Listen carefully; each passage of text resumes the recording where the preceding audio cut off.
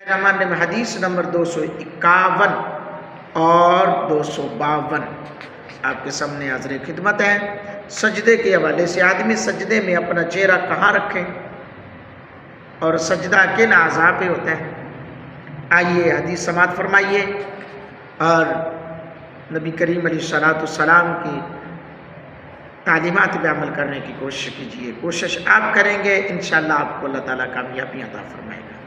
ابو اسحاق بیان کرتے ہیں، میں نے حضرت براء بن عازب رضی اللہ تعالیٰ عنہ سے بیان پوچھا کہ نبی کریم صلی اللہ علیہ وسلم سجدے میں اپنا چہرہ مبارک یعنی پیشانی کہاں رکھتے تھے؟ انہوں نے جواب دیا دونوں ہتھیلیوں کے درمیان۔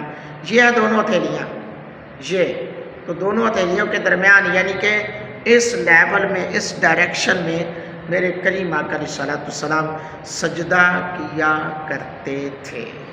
حضرات گرامی قدر، نبی پاک صلی اللہ علیہ وسلم کے غلاموں، آئیے اگلی حدیث 252 حضرت عباس بن عبد المطلب رضی اللہ تعالیٰ عنہ بیان کرتے ہیں۔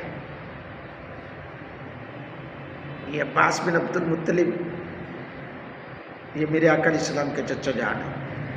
عبد المطلب سے تو پتہ چل گیا ہو۔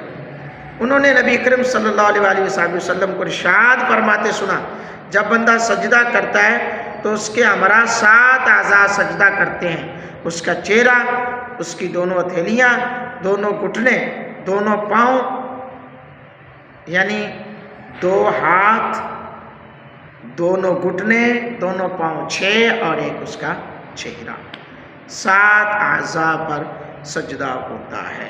حدیث نمبر 253 حضرت ابن عباس رضی اللہ تعالیٰ عنہ بیان کرتے ہیں، نبی اکرم صلی اللہ علیہ وسلم کو یہ حکم دیا گیا تھا کہ آپ 7 اعضاء پر سجدہ کریں اور نماز پڑھنے کے دوران اپنے بالوں اور کپڑوں کو نہ سمیٹیں۔ لو جی، ہمارے عموماً جو ہے نا بالوں کو اور کپڑوں کو ایسے ایسے سمیٹ رہے ہوتے ہیں، تو یہ حالت نماز میں جائز نہیں ہے۔ کلف والے کپڑے پہنے ہوتے ہیں، لٹھا شٹھا پہنا ہوتا ہے، تو سوٹ بوٹ میں ہوتے ہیں، تو بعض اوقات ہمیں اپنی کپڑوں کی سلوٹوں کی فکر ہوتی ہے، تو حالت نماز میں سمیٹنے کا حکم نہیں ہے، نہ بھائی، بلکہ نماز آپ اس دل لگی سے، اس دل جمی سے پڑھیں، اتنے خشوع و خضوع سے پڑھیں تاکہ نماز پڑھنے سے آپ کو دل میں سکون پیدا ہو، آپ کو سرور آ جائے اور وہ نماز آپ کے لیے باعث بخشش بن جائے، آپ کے لیے باعث رحمت بن جائے، آپ کے لیے بخشش کا سامان بن جائے۔ اللہ پاک مجھے، آپ کو، ہم سب کو دین متین کی صحیح سمجھ عطا فرمائے۔